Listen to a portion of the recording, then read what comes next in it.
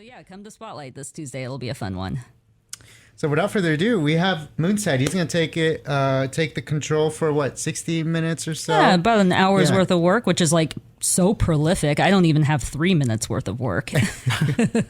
So let's give it up one more time for Moonside. This is the Working DJs radio show, kbvr Corvallis.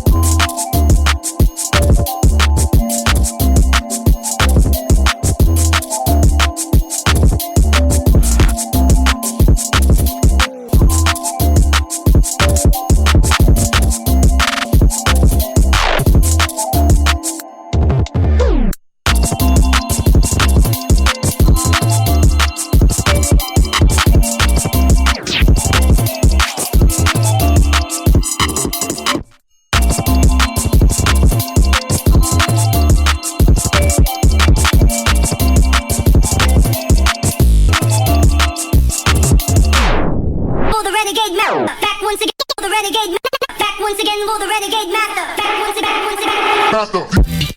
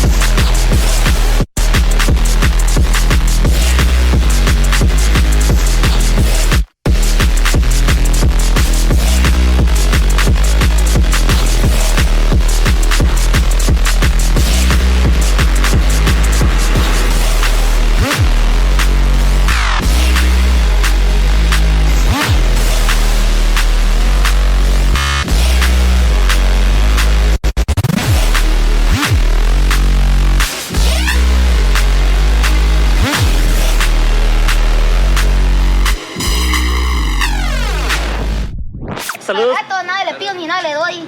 Madre, yo ya me voy.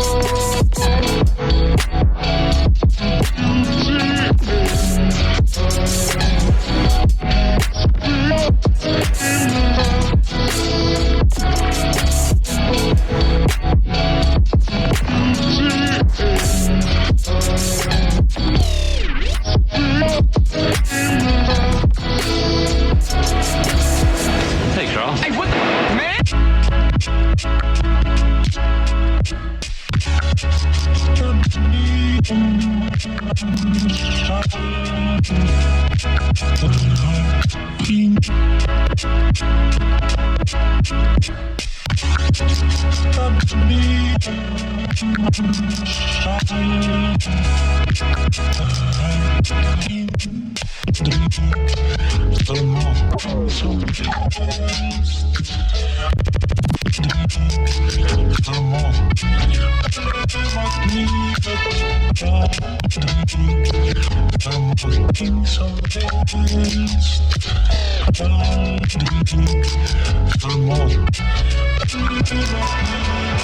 you think you with?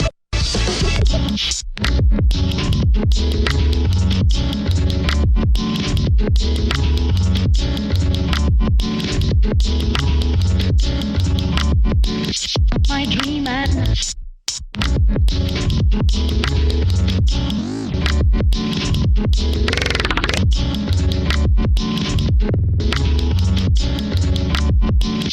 my dream at night with you aboard travelers bodies tightly entwined.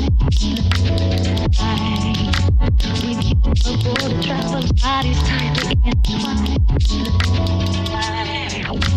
With you aboard travelers bodies tightly entwined. With you aboard travelers bodies tightly entwined.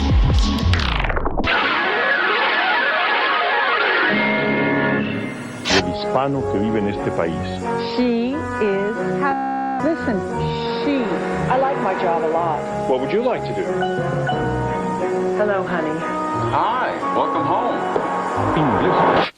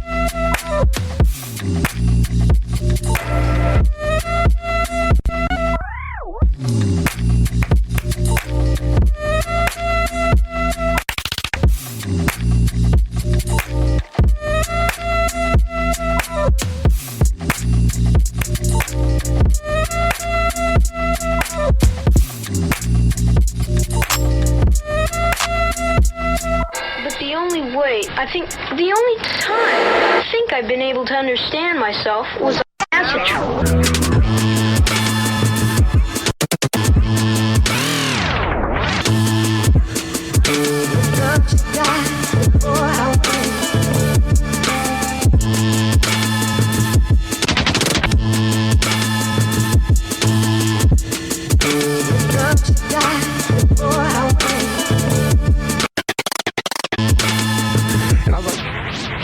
Fuck it.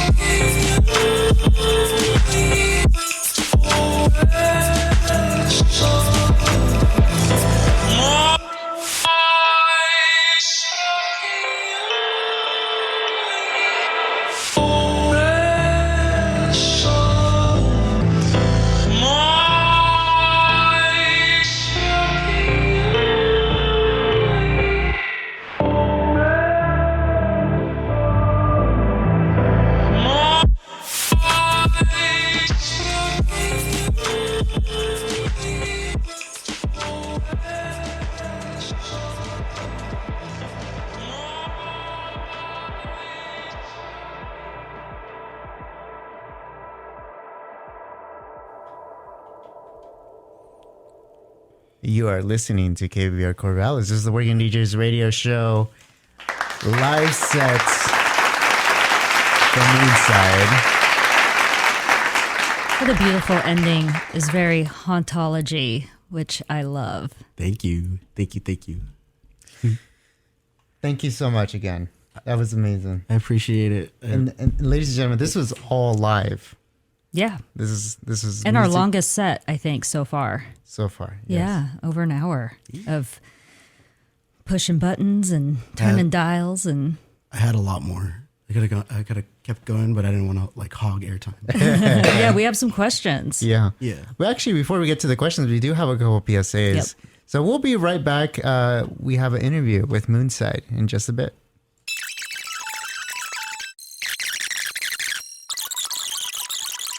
We are back. This is the Working DJs radio show on kbvr Corvallis.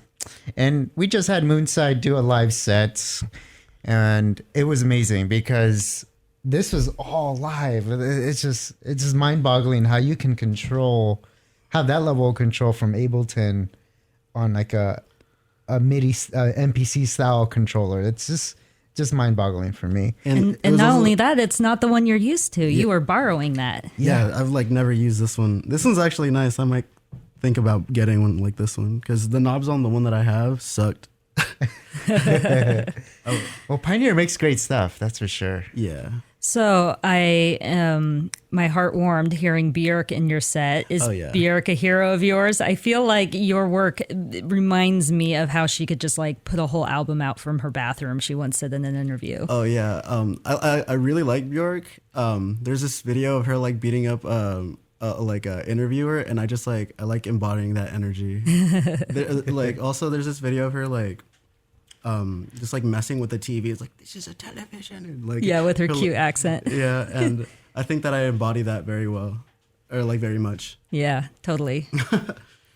So walk us through it. This is all through Ableton on like you have like launch series sequences or how is it? How are you working Ableton in other words? I mean, usually I use like the launch thing. I don't remember what it's called right now, but yeah.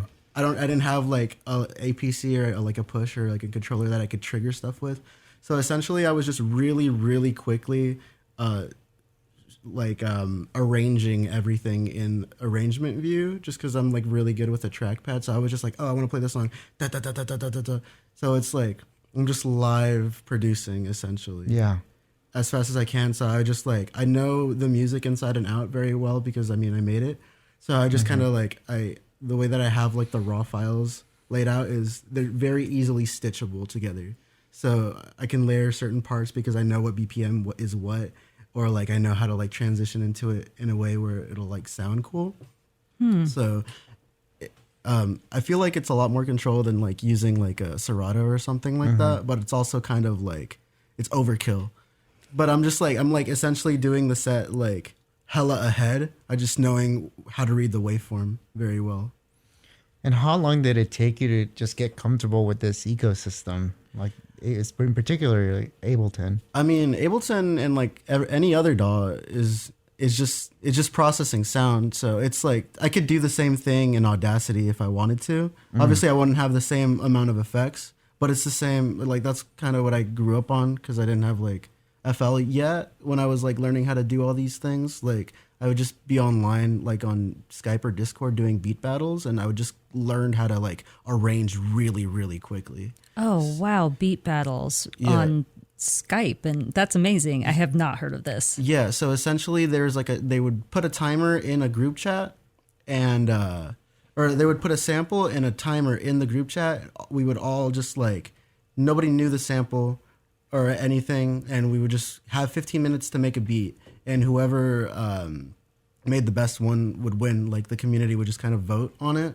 This was like in 2014, 2015, 2016 when I was doing this. I was like literally 16 or like 14, 15, 16, and I was just doing stuff like that just to up my production game, just because I wanted to learn as fast as possible in like a environment that was like semi-competitive, I guess. Wow, what cool training. I had this with photography. They called it layer tennis. And they'd give you a prompt and just an image, and you'd have to turn it into a totally different image in Photoshop. That sounds so sick. Yeah, so I'm really good at Photoshop, but I'm not good at Ableton. I can see how you got good at producing on the fly. Yeah, so I just essentially speed produce is kind of what I would, because I don't know, I mean, I know how to DJ, but I obviously didn't have like proper DJ equipment, but it's like, all you really need to be DJ is make sure that sound is getting to those speakers. Right. So that's just kind of how I like picture it as I'm doing it, and just do live effects and like know like where I like take sound out in the song and add song in, or add sound in with reverb or with like the effects on the pads. Just very like scrapbooky kind of, but with sound. Yeah, it does have, like I said before, the hauntology, which is a very scrapbooky, like a plunderphonics kind of vibe. And your stuff definitely has that vibe. Yeah, and funny you say like plunderphonics, like I got like a lot of influence from like the Avalanches and stuff like that. Like when I heard like Since I Met You, I was like, oh my God. And like, I don't know, it's just like Avalanches are incredible. Yeah, that's like one of my like, or that group is one of my heroes. Like, what's the name of that album? Wildflower, I think. The second album that they dropped. Oh my God. Yeah. Oh my God. Countless days just like listening to that whole album.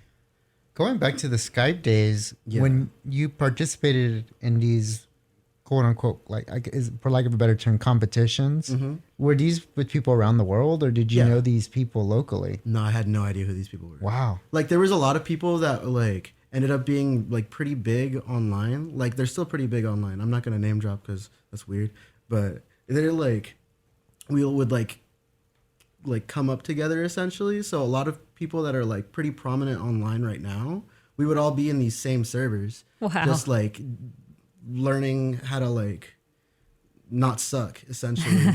I don't know if I don't suck right now necessarily, but I definitely don't fully suck. Right. I think we feel that way about our work forever. I feel like it's good to not have like a super huge ego, because there's definitely like people that were in those scenes that had like a huge like I mean, you're good at making like beats. I don't know whether I'm like derailing the combo a little bit, but I don't know. You were influenced by video games a little bit, video game music. Yeah, absolutely. Tell us a little bit about that origin story. Oh, that's a good one.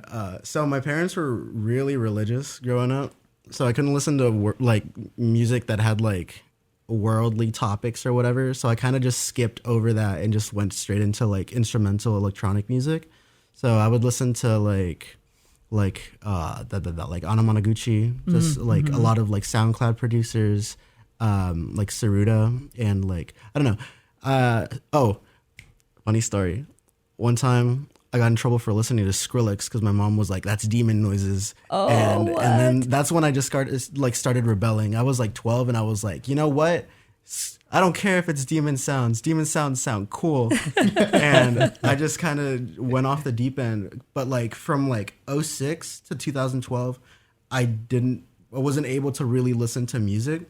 So I just became like super hyper obsessed with music. So now I've just like all my friends were like, "Oh, what? You didn't listen to this Postal Service album?" Like, no, but I love it. Like, yeah, you were a little like Kimmy Schmidt. You just like came out of nowhere, and you're like having to catch up a little bit. Yeah, pretty much. And that's kind of what I'm doing right now. Like, I'm listening to like a lot of like 90s like shoegaze music, and that influences me a lot, I feel like, because of like the reverb and the textures, and I'm really into stuff like that, like I don't know, like ASMR stuff, layering it on top of beats, just like woo. And I have like synesthesia, so I can see the music like in my head, right? But I also like having like scopes and stuff, and I like how things look when they're like stereo separated, and like this whole set, I was like looking at it right here. So when you were like muting it out or whatever, or so we couldn't hear it on the PAs, I still knew exactly where my place was. Wow. Because I could see it, and I could like, I still had the rhythm of it, and I could picture it in my head really well. When you were first learning synths, your favorite part was being able to kind of like draw a sound. Yeah, exactly. So I like wavetable synthesis, or like, I remember Aphex Twin has this thing where like if you run the song, or like one of his songs, I forgot which one, you see his face in it. Yeah. And I found out about that when I was like maybe like 13 or 14, and I just was like obsessed with like stereo imaging and just like being able to like put images in like music. And like well, I don't remember what my middle school science teacher, he showed me what like oscilloscopes were, and you can like run sound and you can make shapes and stuff, right? Yeah. And I just kind of, I was like fascinated by that. Like you can draw with sound, and I was just like, oh, draw with sound. And then I just like started actually drawing with sound in like what is it?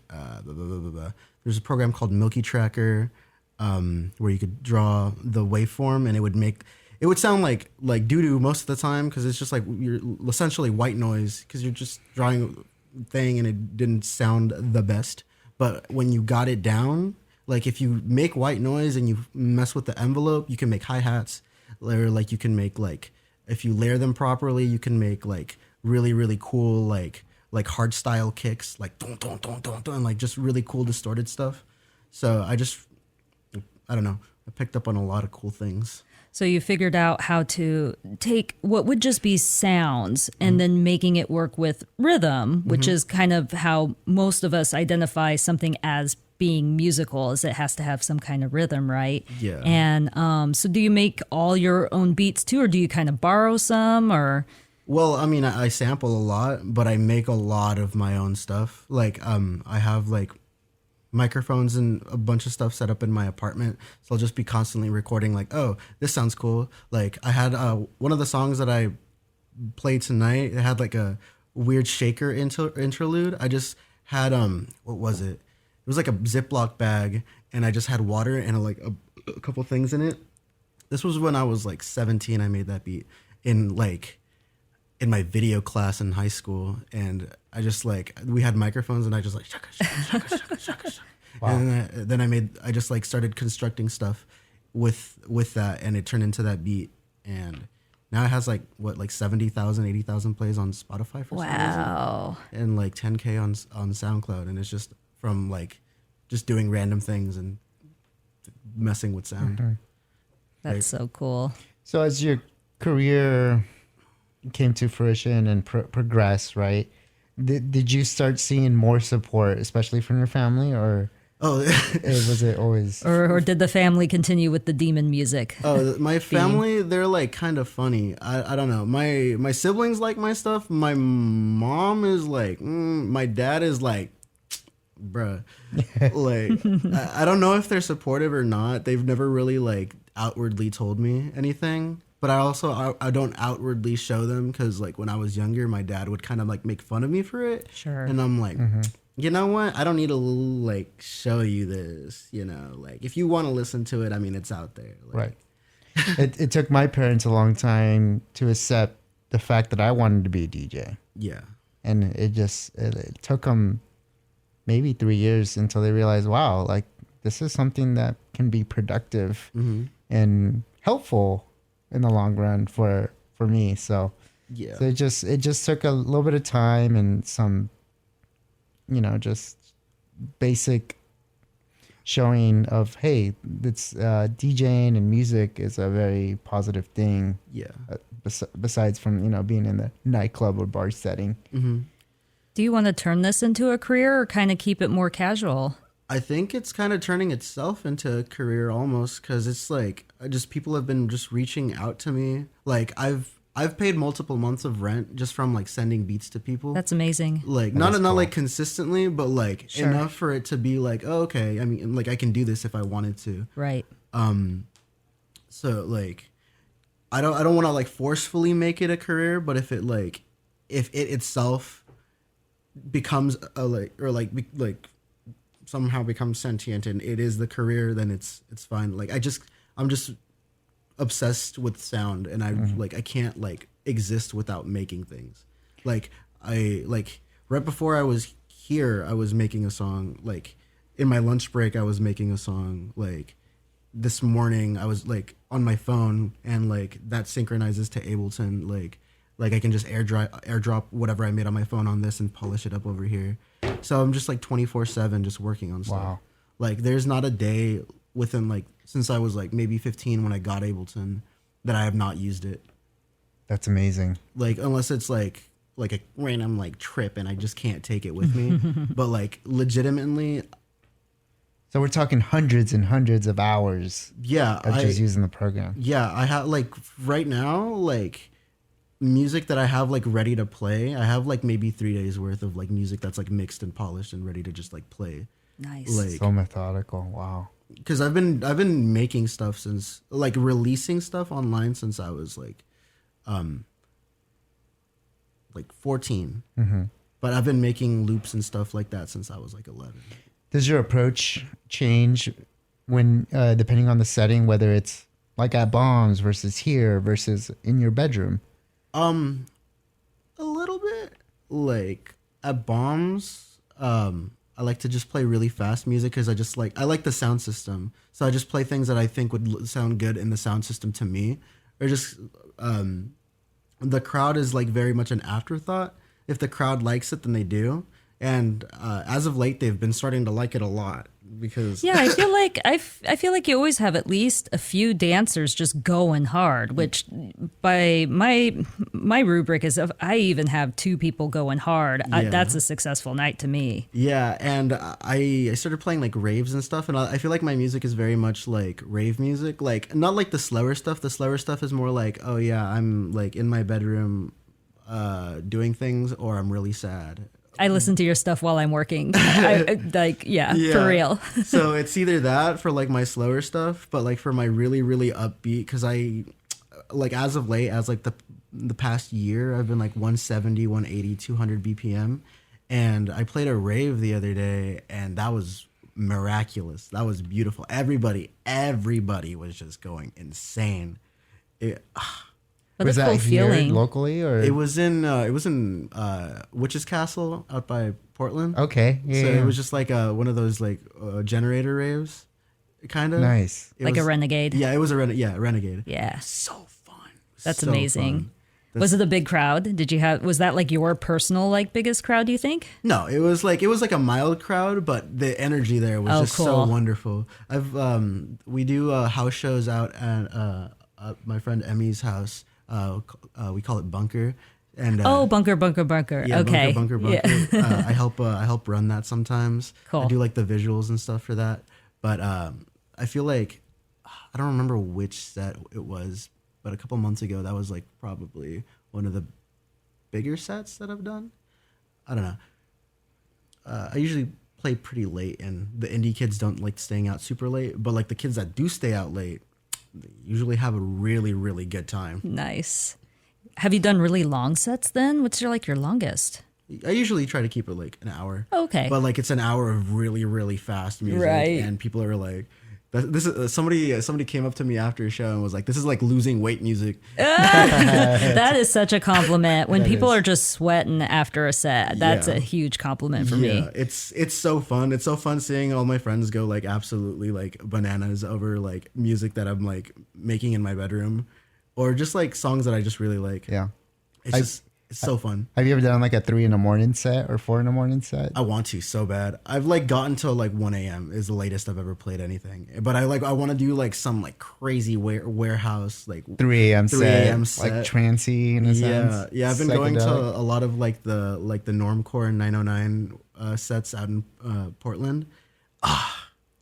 Beautiful. Is that in the city or is that on the outskirts? That's like those. Some of them are like in the outskirts. Most of them are like in the city. Like I went to one where it was the 100 Gex show after party, and DJ Chaotic Ugly and like 99 Jakes were playing there, which are like very like DJ Chaotic Ugly is like Machine Girl. I don't know if y'all have heard of Machine Girl.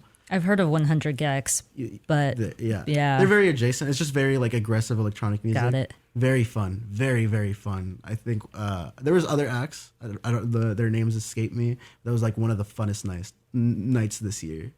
I was so inspired that night.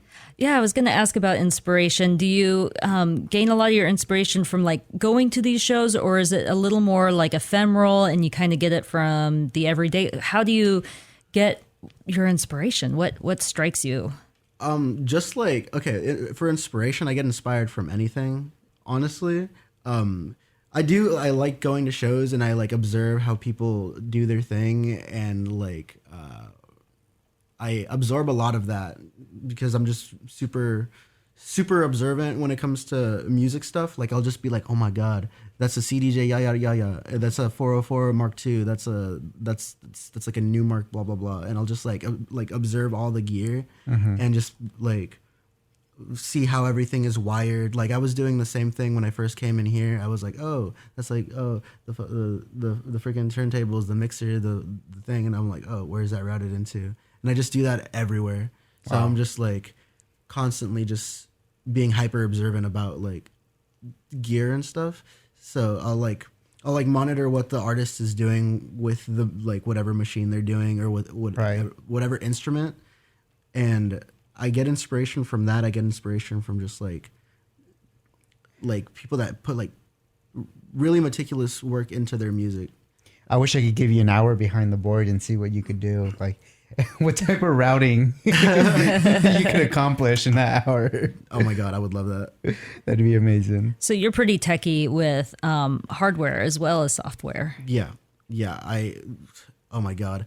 My house is very much like insane because I have like two projectors set up right now. One for like whatever I'm doing, like this, like the Ableton session or whatever. One for the visuals because I have a reactive video synth that anything that I run into it, it'll react instantaneously without me having to really do anything. Wow. So I have that set up in going into a projector and a couple CRT TVs, or one CRT TV and a couple monitors. And I have like two MacBooks running at the same time, and I'll just listen to music through it, or I'll play my own music, and I can like, I don't know, it's just really techie. It's really nerdy. It's very, very pretty. How do your roommates feel about all this? Oh, my roommate. Oh my God, my roommate loves it. We'll nice. we make music together. Oh, cool. Well, that helps, doesn't it? Yeah. So, he'll be doing his thing, and like when I'm not home and it's still doing all this stuff, so he'll be recording or whatever, his own little things, and then I'll come home and we'll make a jam or like run vinyl into the video synth, so we can see like how reactive or how the synth reacts to like the music that we play into it. It's very fun. So when you play out live, for example, like at Bombs here in Corvallis, what's your typical go-to setup currently? So my go-to setup when I was doing the Bomb set was usually the MacBook and an SP404.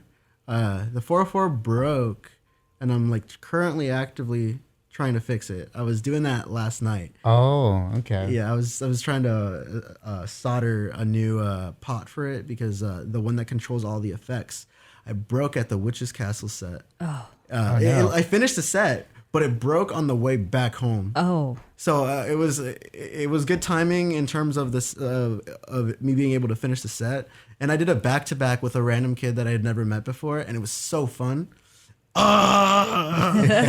So sick. His name escapes me. I have him on Instagram. I'm gonna say hi to him later. But so for the people tuning in, this is kbvr Corvallis, and we have Moonside.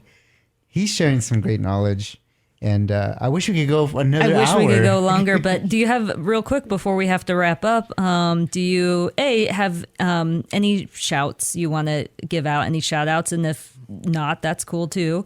And also, do you have like any advice for other people who might be getting into this world? I don't know if I can say this. If you can acquire it, if you can acquire the software, by any means, get it. I see what you're saying. Nudge, nudge. If your parents don't believe in you or whatever, who cares, bro? They're old. Like, just if it's like something that you're enamored with and it's something that you love, you need to pursue it. Because like I cannot function without making things. And like I know that like my parents want me to be like a whatever, like a doctor or a lawyer or something because it makes big money, but like I don't want to wear scrubs. Like I don't want to be a doctor. I want to like. Well, this is so gratifying. That's the thing. This is like the most like tactile like form of expression that I can come up with, because I can like design and stuff and like draw and stuff, but this is like, oh my God, it just like I pour my whole like soul into it on it, like not even on, I was gonna say on accident, but like fully, like I just like it's like the Avatar movie, the blue people Avatar, where they like plug in with their like tails. Oh yeah, with the dragons they ride on, the Navi. Yeah, like that. But that's how I am with my computer, because I can just like if I have a feeling, I know how to like exactly like put it out into like something tangible or something audible. Yeah. This is like another extension of you. Yeah, exactly. Like another limb. Yeah, exactly. Because like I remember when I was a kid, all I wanted for the longest time was a laptop. Like my parents bought me like a toy laptop, and I was so like pissed off because I wanted something that had like Windows on it or something. And then like finally when I was like 6, my dad's old boss gave him like a computer with Windows 98 on it, and I just like started going crazy, like doing anything that I could with it. That's amazing. And then we got a laptop, and then I torrented FL Studio. That's a joke. If the law is listening, that's a joke. I didn't torrent anything at all. But I did that. Milky Tracker. I was making little tunes on my Game Boy because I had LSDJ on there. That's kind of cool. I like that. I got to see that sometime. Oh yeah, it's so fun. It's so fun. Advice. Just do it. Do it if you want to. Do it if it calls to you. You may not be good, but there's like the 1,000-hour rule, or like the 1,000 songs. Your first 1,000 songs are gonna suck. They're absolutely gonna suck unless you're like some kind of savant.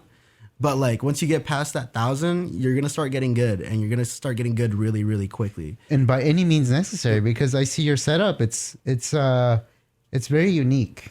It's very personal. Yeah. And there's like no rules to expression. As long as like you can like figure out like an EQ plugin, you're pretty much set. Like you don't even have to like buy anything necessarily. You could just like whatever's at hand. Like, I don't know. Very cool. Yeah. Well, again, thank you so much for being here tonight, Moonside. We really appreciate you dropping all this knowledge, and I'm sure all the listeners out there are thinking about just getting into producing now, because it really is amazing. It really is. And that's something that I want to grow in personally. And I know a lot of up and coming DJs that listen to the show are in the same position. Yeah, y'all should do it. Yeah. Do it and don't look back. Like literally just like pour your heart and soul into it. Can I announce one thing? Yeah, go ahead. Yep. Okay. So at Bombs on the 19th, I'm playing with Ghost Piss, Liquid Smoke, and Lil Soda Boy, and Playboy Smooth, and it's gonna be fantastic. If y'all don't show up, I'm gonna cry myself to sleep. So I need y'all to pull up. And there's a you know what? Just follow me on Instagram. Yeah, plug us in at Moonside, MOONSIDE, and there's like a couple other shows. One in Portland in September, and a couple little secret house shows if you're local and you're not a weirdo. and also Spotify, right? Because is that how you just spell it, Moonside, on Spotify? I can't remember exactly. Yep. Yeah. Okay, perfect. My main platform is SoundCloud, just because it's super like tactile, and like I don't have to like wait like a week or whatever to like be able to like get any kind of like thing on the DSP. So SoundCloud is my main platform, just because it's so fun and it's like really customizable. But yeah, I'm on Spotify too. Awesome. Do you have any closing comments, glowcat? No, that show sounds great on the 19th at Bombs. What time does that begin? It starts at 9. Awesome. Perfect. So 9 p.m.